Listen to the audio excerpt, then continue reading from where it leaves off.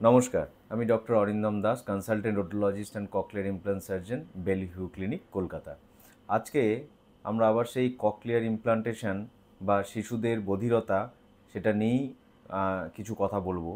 এবং এটা শুধু সার্জারি রিলেটেড বা অপারেশন করা বা তার উন্নতি এটা নিয়ে শুধু নয়, রেগুলার আমরা যে ধরনের পেশেন্টদের এবং তাদের পরিবারের সাথে দেখা হয়, বেশ কিছু জিনিস বা বেশ কিছু সমস্যার সম্মুখীন তারাও হচ্ছেন ডিসিশন নিতে গিয়ে, এবং আমরা অপারেশন বা ট্রিটমেন্ট করার ক্ষেত্রে বেশ কিছুটা প্রবলেমের মধ্যেই তাতে পড়ছি। সেই ব্যাপারটা নিয়ে একটু হচ্ছে ডিসকাশন।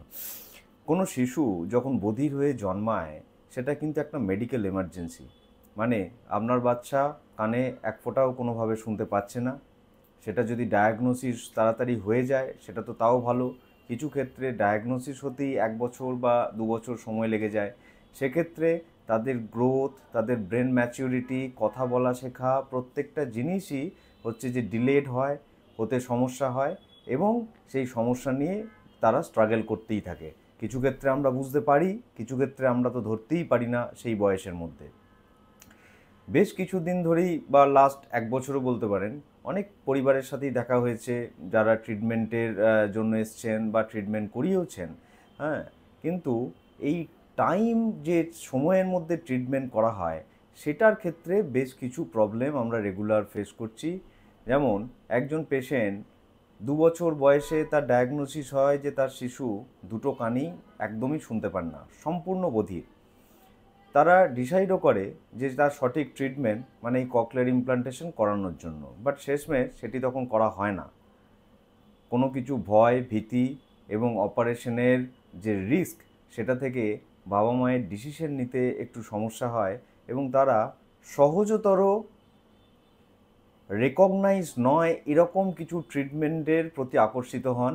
এবং কানে পিআরপি থেরাপি, কিছু ক্ষেত্রে হচ্ছে যে হিয়ারিং এর দিনের পর দিন ইউজ করা, এই ধরনের যেগুলো সায়েন্টিফিক বা বিজ্ঞানসম্মতভাবে রেকমেন্ডেড নয় সেই রকম ট্রিটমেন্টের প্রতি আকৃষ্ট হন, যেহেতু সেগুলোতে অপারেশনের রিস্ক বা ভীতি থাকে না, এবং সেই ট্রিটমেন্ট করান।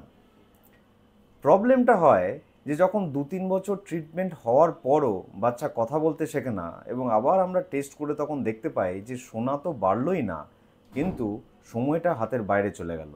বাচ্চার বয়স তখন 5 বছর পেরিয়ে গেছে। এমতো অবস্থায় আমরা যত ভালো মেশিন দিই ককলিয়ার ইমপ্লান্ট বা এই ধরনের সার্জারি বা উন্নততর চিকিৎসা করি, শিশুটি কিন্তু কোনোদিনই আর নর্মালভাবে কথা বলতে পারবে না বা কথা বলা শিখতে পারবে না বলা উচিত রাদার।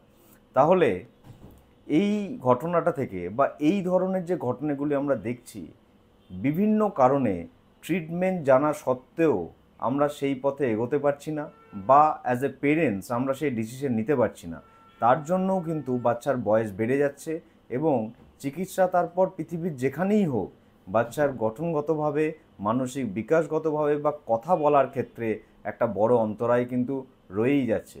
সেই জন্যই সমস্ত এই ধরনের পেরেন্টসদের কাছে এটাই একটা আমার আবেদন থাকবে যে যদি আপনাদের শিশুদের এই ধরনের সমস্যা রয়েছে, কোনো ডাক্তারবাবুর কাছে আপনি পরামর্শ নিয়েছেন এবং সেক্ষেত্রে কানের মেশিন বা টেস্ট করে ককলিয়ার ইমপ্লান্টেশন বা এই ধরনের কোনো চিকিৎসার দরকার সেটাও জানা গেছে, তাহলে আর দেরি নয়, যত তাড়াতাড়ি পারেন এই চিকিৎসা আপনারা হচ্ছে যে করান।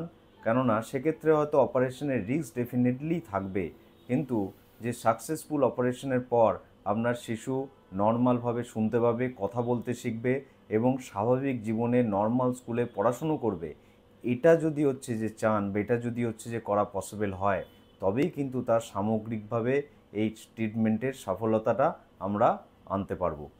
তাহলে ঠিক সময়ে, সঠিক সময়ে পদক্ষেপ নেওয়াটা খুব ইম্পর্টেন্ট। নমস্কার।